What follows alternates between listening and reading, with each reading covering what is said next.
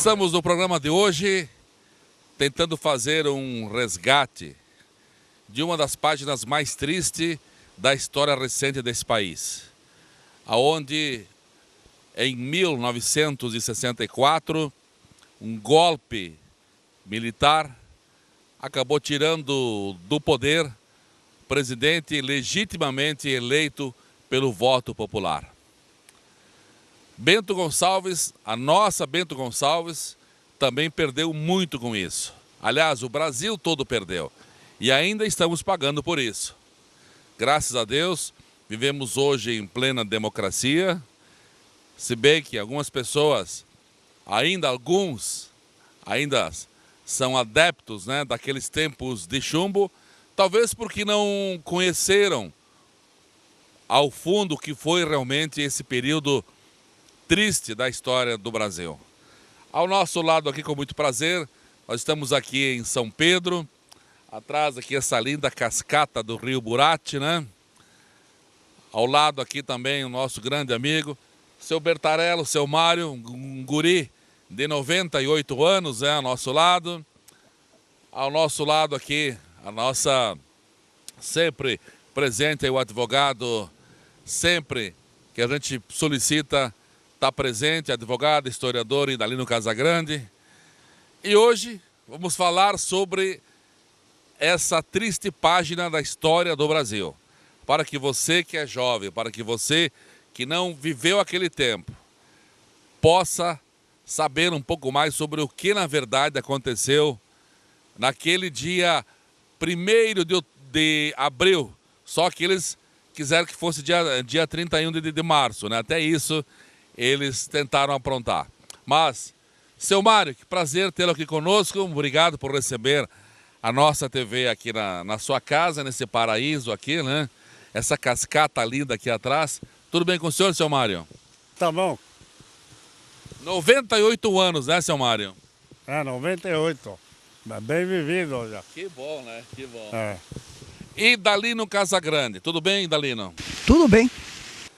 O que dá para a gente começar a falar sobre essa história? Até mesmo porque muita gente não sabe o que se passou em Bento, né? O que teria acontecido com Bento, por que não dizer com o Brasil, se não tivesse acontecido esse golpe militar? Naquela época, quando uns dias antes que precederam o golpe de 54, que botaram como data 31 de março, não corresponde à realidade. Tá? Mesmo porque em 31 de março o Jango estava no Brasil, no 1º de abril também, 2 de abril também, e estavam alguns generais revoltados com o Brasil a serviço não do bem do povo brasileiro, mas sim de interesses internacionais ou de brasileiros que estavam preocupados mais consigo do que para a própria população.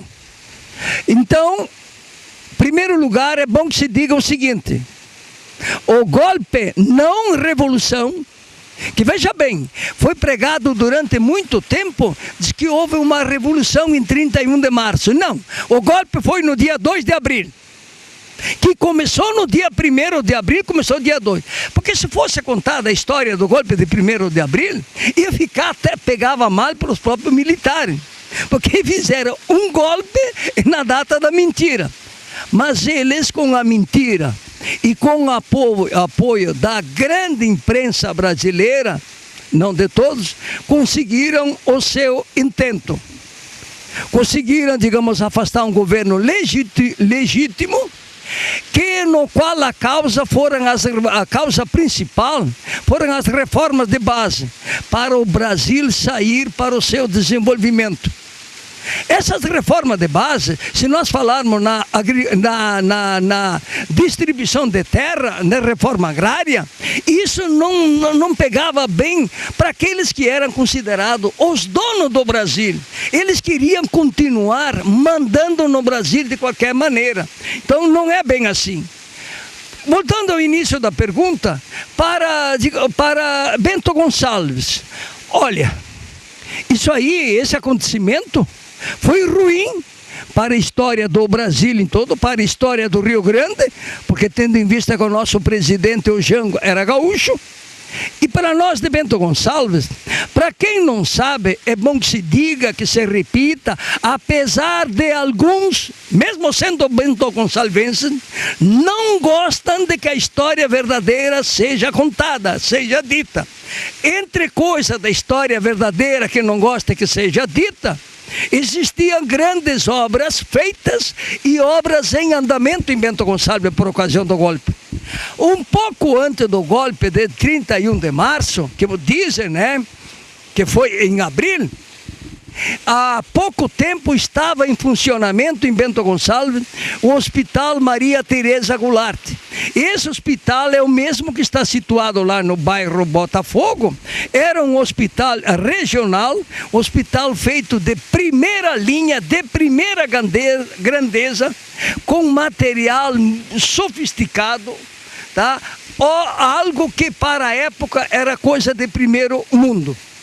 Então esse hospital, depois de 1 mês e pouco, 2 meses de funcionamento, já tendo gente lá, gente hospitalizada, foi fechado, tiraram os pacientes de lá de uma forma que não recomendo, é só pegar. Aliás, por falar nisso, é bom que a população saiba de que em contato com o doutor Carlos Koff, né? Que ele me disse que foi o primeiro diretor do Hospital Maria Tereza Goulart. Me parece que o nome Maria Tereza Goulart deve ter deixado alguns militares aí influentes, aqueles não patriotas, não aqueles que honram o exército, porque o exército é uma coisa. Nós não somos contra o exército brasileiro, pelo contrário. Ali a grande maioria, mas aqueles que detinham o poder, aqueles que mandavam, eu estou muito chateado, porque eles fizeram um trabalho contra o país, eles não respeitaram a Constituição que vinha, que veja bem, o que faz o exército? É respeitar a Constituição, dar garantia. Não, os golpistas fizeram o contrário. Eles foram o primeiro a desobedecer a Constituição. Por que isso? Porque se tínhamos um governo legítimo no poder, eles tinham que dar sustentação, eles tinham que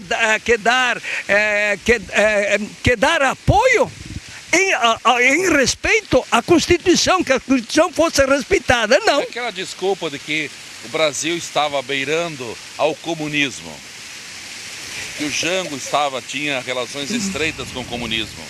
Olha, isso ali, o Jango, ele era uma pessoa, para quem o conheceu, muito aberta com a população inteira.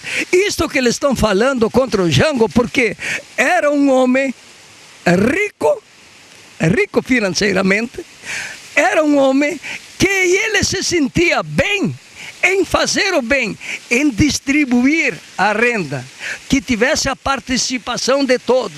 Então, quando se fala isso aí contra o Jango foi aquele, quando ele ministro, que tivemos o 13º salário. Você que não sabe, o caro ouvinte, caro telespectador, o 13º salário foi na época do Jango. A legislação trabalhista foi na época do Getúlio Jango. Aquelas do Pasqualini com aquelas ideias avançadas que queriam o progresso, que queriam o desenvolvimento, que queriam o bem-estar. Mas isso não estava de acordo com alguns militares. Voltando novamente com o nosso Hospital Maria Tereza Goulart, eu acho que ele foi fechado de uma forma bruta, de uma forma maldosa, por causa, talvez, do nome. Porque Maria Tereza Goulart ainda vive, é a esposa do João Goulart, esposa do Jango. Eu acho que foi esse nome. Mas se foi esse nome que alguns militares, os militares golpistas que não queriam, podia trocar de nome. Agora, deixar o hospital fechado durante muitos anos, em detrimento da população, isso não se faz. Essa é uma. Até tem uma outra. Aqui onde é que está, aqui na frente da igreja São Bento, estava em construção ali o ginásio industrial. Estava em construção o ginásio industrial. Quando veio o golpe, parou. Eu até nem sei em nome de quem que está essa área de terra, mas a gente sabia que o ginásio industrial estava em andamento. Além de outras coisas, a UB... Nós vamos voltar a conversar sobre esse assunto no próximo bloco. A gente retorna daqui a pouco, aqui direto de São Pedro. Essa cascata atrás aí, né? Esse barulhinho de fundo que você está ouvindo aí no seu televisor. Essa maravilha, né? Estamos aqui num paraíso, né, Idalina? Contando um pouco a história, mas, claro, sempre levando para você uma boa imagem do nosso programa. A gente já volta.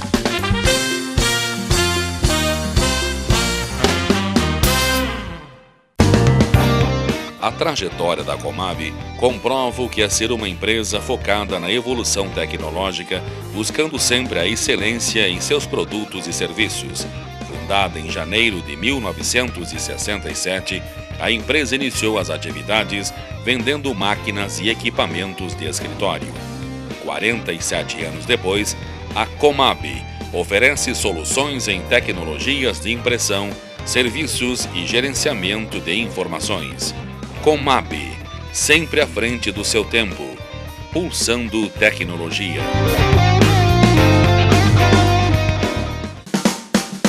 Detone Empreendimentos Imobiliários, atuando há 19 anos no mercado da construção civil de Bento Gonçalves. Conforto, confiança e segurança, excelência nos acabamentos e produtos, mão de obra própria, material de alto padrão, investindo em melhorias constantes, preservando o meio ambiente. Quando você adquire o imóvel da Detone Empreendimentos Imobiliários, sabe que está adquirindo seu maior sonho, o da casa própria.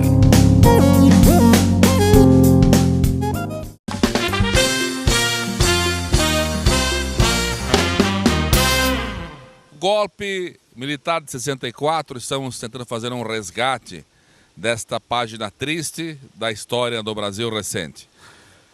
Advogado Idalino Casagrande, o ex-prefeito Mário Bertarelli. Aliás, o Mário, para quem não sabe, quando prefeito, vendeu o carro para pagar o salário dos funcionários da prefeitura.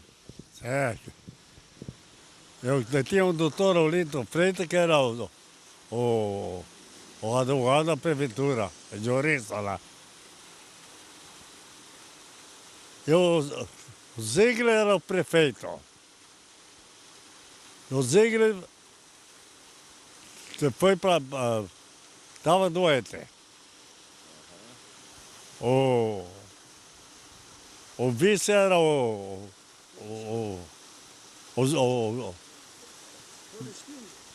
Todeschini. Ele viajou para São Paulo, do serviço da firma dele. E Joffre Miguel era o presidente da Câmara. Eu era o vice.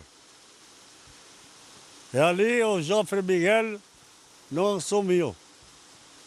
Eu tive que assumir a prefeitura.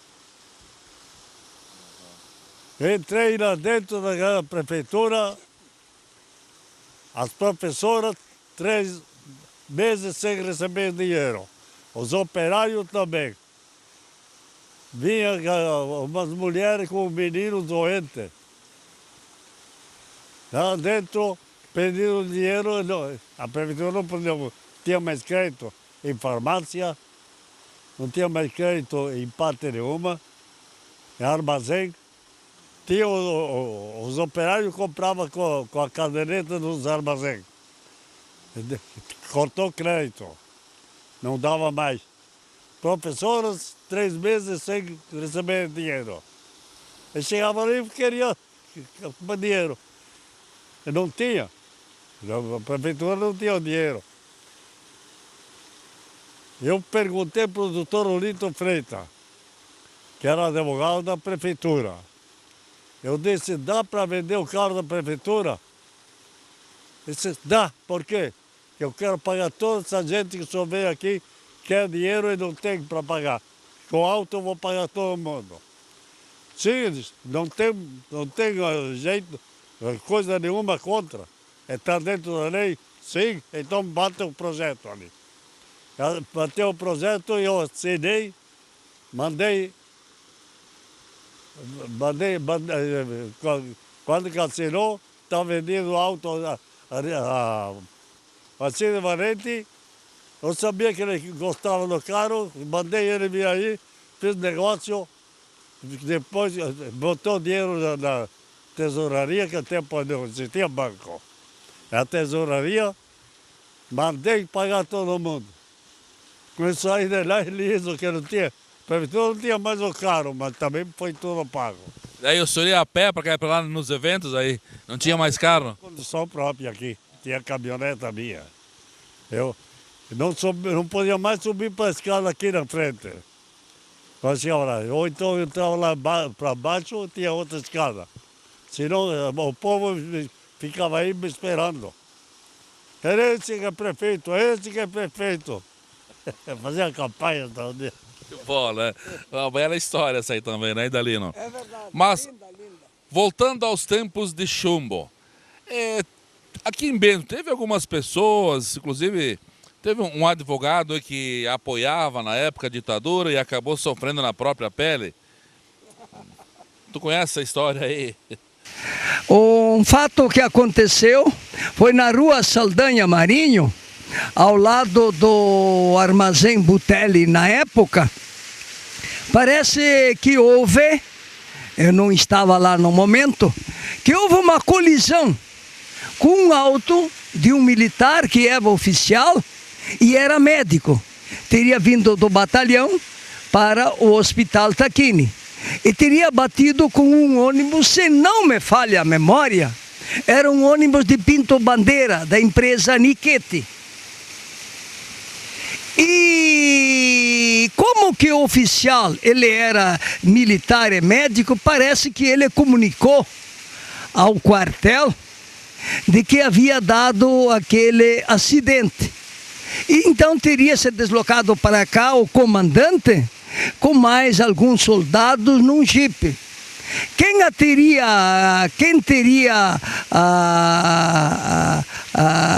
o dono da empresa do ônibus teria procurado, se não me falha a memória, aí no escritório da Alex, onde que era o Tomazini e o Siviero, advogados, tá? E ali chegou o comandante do exército, teria dito que teria que levar o ônibus para o quartel. Me parece que não estava presente, mas algo fiquei sabendo que o doutor Siviero teria dito que não era o caso de levar para o quartel, porque não tinha nada a ver com o exército, e aí não conseguiu dar de entender para o comandante. O Siviero se afastou e veio Ulisses Tomazini. Quando eu passei por lá, eu vi que estava o Tomazini conversando e tentando argumentar, e o coronel foi incisivo, disse que não, e até que queria prendê-lo, que não é bem assim, e tá resultado. Botaram o Tomazini dentro do jipe do quartel, e até depois o coronel parece que fez uma gracinha. Bom, dizer agora que tu tá aí, tu te comportou bem, pode sair. Parece que o Tomazini se recusou a sair, então o comandante pediu para tirar ele de lá. E parece que na saída, até a roupa do doutor Ulisses Vicente Tomazini foi rasgada. E isso ali foi uma atitude, fazer um parêntese, aquilo que ocorria naquela época. Os caras estavam acima de tudo, podiam fazer o que bem entendia. Estava acima da lei. Estava por cima, eles eram os verdadeiros infratores. Eram atitudes, quer dizer, só quem assistiu, aliás, Roque, Ao contar isso aqui, eu gostaria de dizer o seguinte, de fazer uma matéria para o doutor Ulisses Vicente Tomazini, que naturalmente ele vai dar todos os detalhes, que por sinal, ele se apoiou, não sei, mas que ele era da Arena, sim, era do partido do governo. Talvez ele saiba mais detalhes. E que estou contando isso até porque no dia seguinte ou depois desse episódio esteve no meu escritório o presidente estadual da OAB, Dr. Justino Vasconcelos, esteve lá no escritório, pediu para mim onde é que era o escritório do Dr. Ulisses Tomazini. Eu acompanhei o doutor Justino Vasconcelos até o escritório do Tomazini, porque aí me parece que a OAB deve ter entrado com medidas judiciais contra a atitude do comandante, que foi uma atitude arbitrária, foi uma atitude que não tem explicação. Então esse detalhe é muito importante, Roque, de conversar para ele. Então são atitudes que a gente pega os jornais, eu tenho vários jornais aqui, tu vê aquilo que fizeram naquela época, pegava as pessoas, vamos dizer, se tinha alguma coisa, aquilo multiplicava não sei por quanto, e depois o interrogatório que eles eram feitos era coisa desumanas, perseguiam, torturavam e tal, etc. Depois justificar, quando que dava no noticiário na época, dizia o seguinte, olha, fulano de tal morreu em confronto com a polícia. Na minha opinião, hoje isso não acontecia. Eles matavam e depois davam isso aí.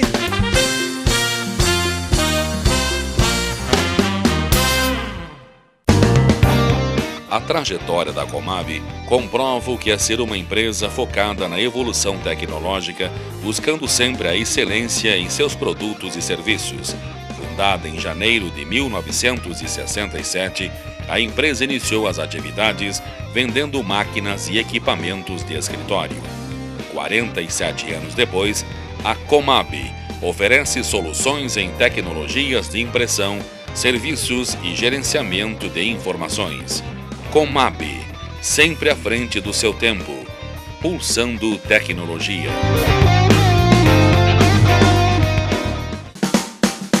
Detone Empreendimentos Imobiliários, atuando há 19 anos no mercado da construção civil de Bento Gonçalves. Conforto, confiança e segurança, excelência nos acabamentos e produtos, mão de obra própria, material de alto padrão, investindo em melhorias constantes, preservando o meio ambiente. Quando você adquire o imóvel da Detone Empreendimentos Imobiliários, sabe que está adquirindo o seu maior sonho, o da casa própria.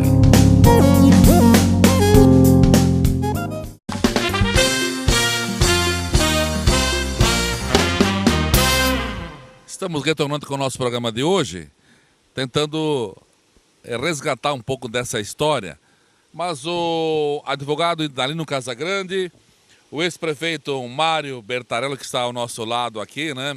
O Mário que já completou 98 anos e já estamos aí organizando junto com a Leda, né, que é a filha do Mário, a festa do centenário, né? Daqui a alguns meses vamos completar 100 anos, Mário. Se Deus quiser, com muita saúde. Se Deus quiser, vamos chegar a 80, a 100. Mas eu quero passar mais um pouco.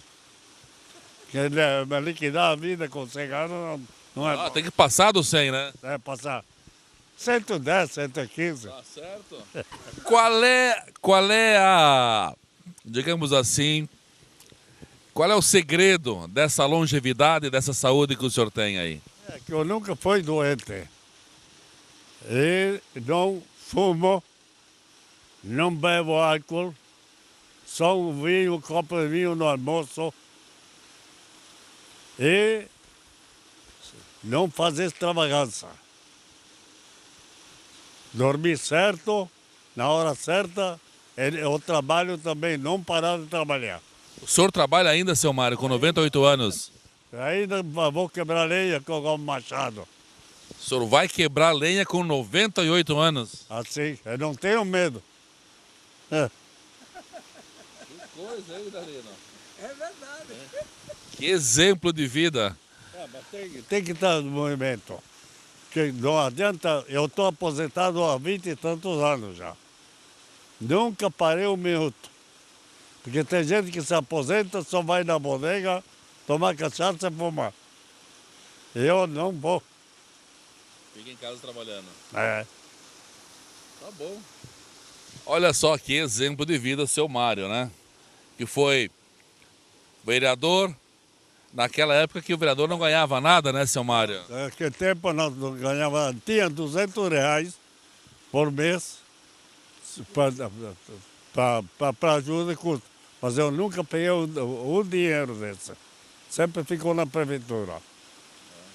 Sempre. No meu tempo, quando fui vereador, que o Brizola era o governador do estado. Aqui tem 12.000 metros de luz alta e baixa tensão. Não tinha luz naquele tempo. Quando que ele veio a Bento Gonçalves, nós pedimos para luz. Estava o velho Micaroli, estava junto, né?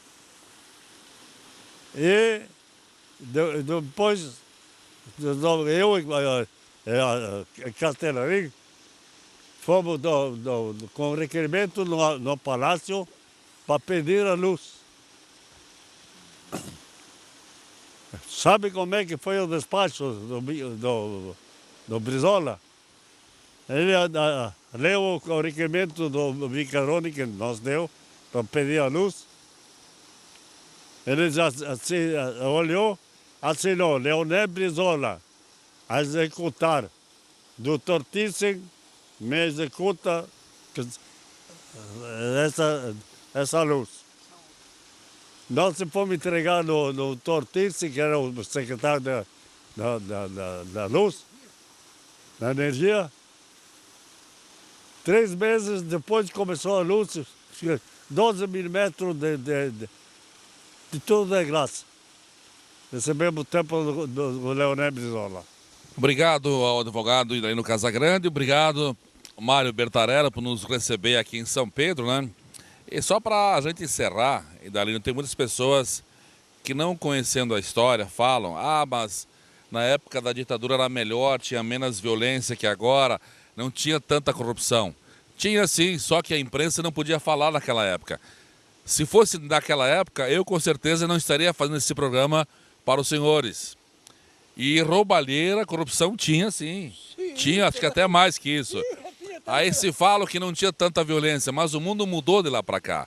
O mundo todo mudou, não é só no Brasil, em todos os países do mundo houve um aumento na violência, né? Agora, dizer que com a ditadura era melhor, francamente, né? Só quem sentiu na pele, na pele, aquela questão de você não poder expressar a sua opinião, não poder expressar o seu sentimento, expressar tudo aquilo que você quer colocar porque era proibido.